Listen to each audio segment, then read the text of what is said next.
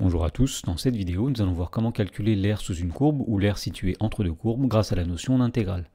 Alors on va commencer par expliquer comment calculer l'aire située entre une courbe et l'axe des abscisses. Donc on va considérer une fonction f continue sur un intervalle AB et on va noter grand A, l'aire de la surface délimitée par la courbe de f, l'axe des abscisses et les droites d'équation x égale a et x égale b. Alors la première situation qui peut se présenter, c'est si la fonction f est positive sur l'intervalle AB, et bien dans ce cas-là, l'aire qu'on cherche est égale à l'intégrale de a à b de f de x dx. Autrement dit, quand une fonction est positive, l'aire située sous sa courbe, c'est son intégrale. Alors la deuxième situation qui peut se présenter, c'est si la fonction f est négative sur l'intervalle AB, et bien dans ce cas-là, l'aire sous la courbe, c'est moins l'intégrale de a à b de f de x dx. Donc par exemple, imaginons ici qu'on ait une fonction f qui est négative et qu'on souhaite calculer l'aire située entre la courbe de f et l'axe des abscisses, c'est-à-dire l'aire qui est située ici. Et bien pour calculer cette aire, nous allons prendre l'opposé de l'intégrale de a à b de f de x dx. Cela vient du fait qu'une aire est toujours positive et que si une fonction est négative sur un intervalle, son intégrale sera aussi négative. Et pour finir, dernière situation possible, si la fonction f est de signe quelconque sur l'intervalle AB, eh bien on va décomposer la courbe selon que la fonction est positive ou négative. Donc par exemple ici nous avons la courbe d'une fonction f qui n'est pas de signe constant, elle est parfois positive et parfois négative.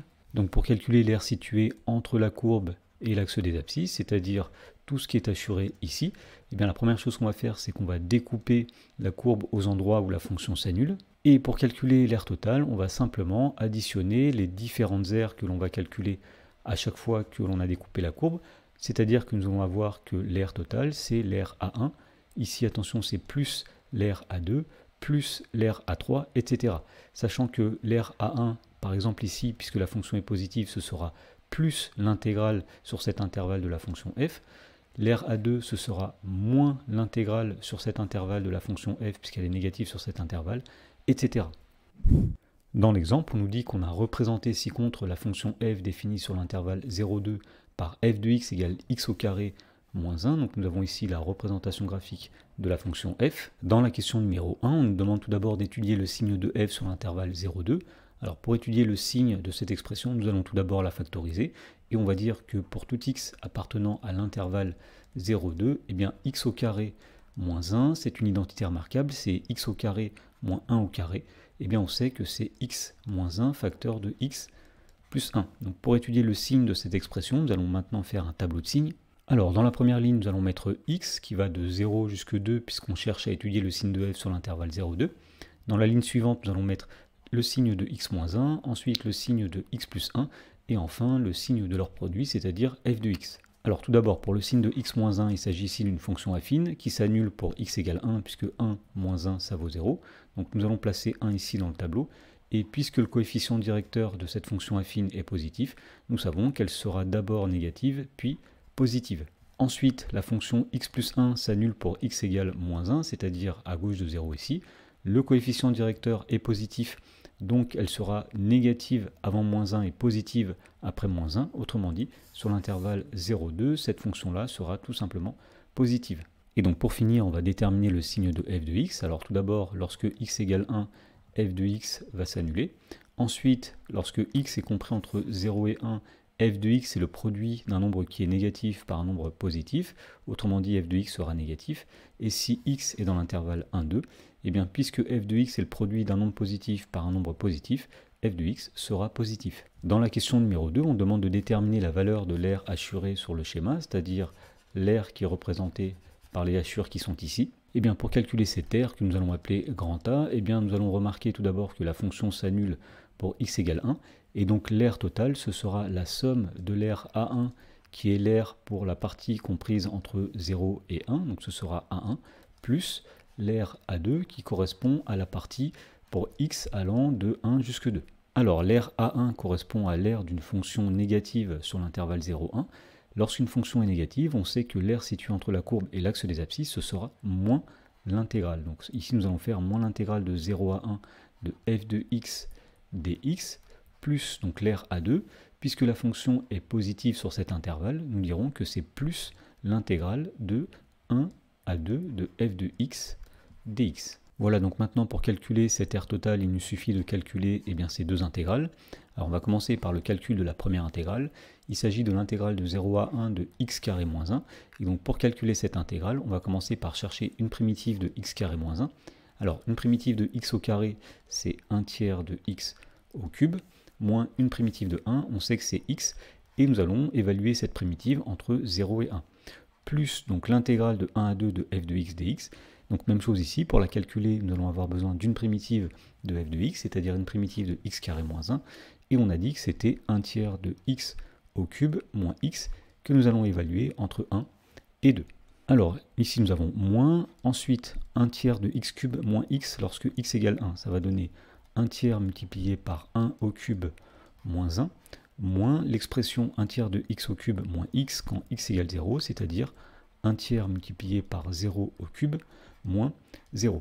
Et à cela, on va ajouter donc l'expression ici de la primitive lorsque x égale 2, c'est-à-dire 1 tiers multiplié par 2 au cube moins 2, le tout moins l'expression ici lorsque x égale 1, c'est-à-dire 1 tiers multiplié par 1 au cube moins 1. Voilà, donc on peut terminer le calcul ici en disant tout d'abord ici que 1 tiers fois 1 au cube, c'est 1 tiers fois 1, ça fait 1 tiers. 1 tiers moins 1, c'est-à-dire 1 tiers moins 3 tiers, ça va donner moins 2 tiers. Donc ici, nous allons avoir moins 2 tiers. Moins, ici, 1 tiers fois 0 au cube moins 0, ça donne 0.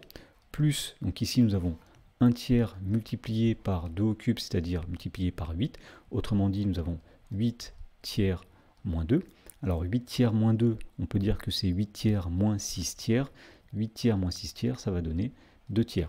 Et pour finir ici, nous avons moins, donc 1 tiers fois 1 au cube, c'est-à-dire 1 tiers, moins 1, donc 1 tiers moins 1, 1 tiers moins 3 tiers, ça va donner moins 2 tiers. Donc finalement, l'expression à calculer, c'est moins 2 tiers, c'est-à-dire plus 2 tiers, plus 2 tiers, plus moins 2 tiers, c'est-à-dire plus 2 tiers, et donc finalement, nous obtenons ici 6 tiers, c'est-à-dire que l'aire situé entre la courbe et l'axe des abscisses, c'est-à-dire toute la partie qui est assurée ici, est égale à 2 unités d'aire. Alors à présent, nous allons voir comment déterminer l'aire située entre deux courbes. Donc par exemple ici, nous avons la courbe représentative d'une fonction f et la courbe représentative d'une fonction g, et on aimerait déterminer l'aire qui est située entre ces deux courbes. Donc on va considérer f et g deux fonctions continues sur un intervalle AB, et on va supposer que pour tout x appartenant à l'intervalle AB, f de x est supérieur ou égal à g de x, comme c'est le cas ici sur la figure, puisqu'on voit que la courbe de f est située au-dessus de la courbe de g sur l'intervalle AB. Et donc la proposition nous dit que l'aire grand A du domaine du plan délimité par les courbes de f, de g et les droites d'équation x égale à a et x égale b, c'est-à-dire l'aire qui est délimitée par la partie qui est assurée ici, cette aire-là, grand A, est égale à l'intégrale de a à b de f de x moins g de x. Autrement dit, pour calculer l'aire située entre deux courbes sur un intervalle, on calcule l'intégrale de la différence de la fonction la plus grande moins la fonction la plus petite. Dans l'exemple, on nous dit soit f et g les fonctions définies sur l'intervalle 0,1 par f de x égale x et g de x est égal à x au carré. Et on nous demande de déterminer l'aire du domaine délimité par les courbes de f et de g et les droites verticales d'équation x égale 0 et x égale 1. Alors pour bien comprendre, nous avons fait un schéma où on a représenté ici en violet la fonction f qui est la fonction qui a x associé x, et en gris nous avons représenté la fonction g qui a x associé x au carré. Et donc ce qu'on cherche à déterminer, c'est l'aire que nous assurons ici, c'est-à-dire l'aire qui est située entre les deux courbes pour x allant de 0 à 1. Donc la première chose que nous devons faire, c'est connaître la position relative de ces deux courbes. Autrement dit, on va chercher sur l'intervalle 0,1 qui est le plus grand entre f de x et g de x. Donc on va se donner un nombre x appartenant à l'intervalle 0,1. Ça veut dire que le nombre x est plus grand que 0 et plus petit que 1. Et donc si on multiplie chacune des inégalités par x, nous allons obtenir ici 0 fois x, c'est-à-dire 0. Au milieu, nous allons avoir x fois x, c'est-à-dire x au carré.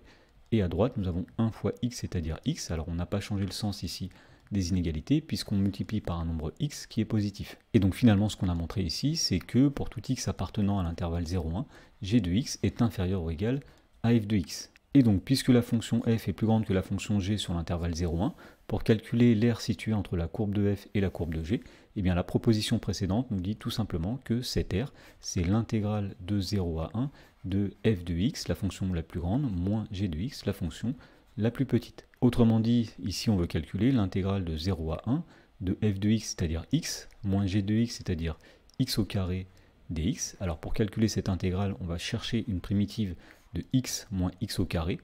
Une primitive de x, c'est 1/2 de x au carré. Une primitive de x au carré, c'est 1/3 de x au cube, qu'on va évaluer finalement entre 0 et 1. Et donc au final, on va trouver que l'aire cherchée, eh bien c'est la primitive évaluée en 1, c'est-à-dire 1/2 multiplié par 1 au carré moins 1/3 multiplié par 1 au cube, moins la primitive ici, lorsque x égale 0, c'est-à-dire 1/2 multiplié par 0 au carré, moins 1/3 multiplié par 0 au cube. Et donc finalement, on trouve que l'aire cherchée est égale à 1/2 fois 1 au carré, c'est-à-dire 1/2, moins 1/3 fois 1 au cube, c'est-à-dire 1/3 fois 1, c'est 1/3, moins 1/2 fois 0 au carré, moins 1/3 fois 0, ça donne 0. Donc l'aire cherchée, c'est 1/2 moins 1/3. Alors 1/2, nous pouvons dire que c'est 3/6, 1/3, c'est 2/6, et donc finalement, l'aire cherchée, c'est 3/6 moins 2/6, c'est-à-dire 1/6 d'unité d'aire.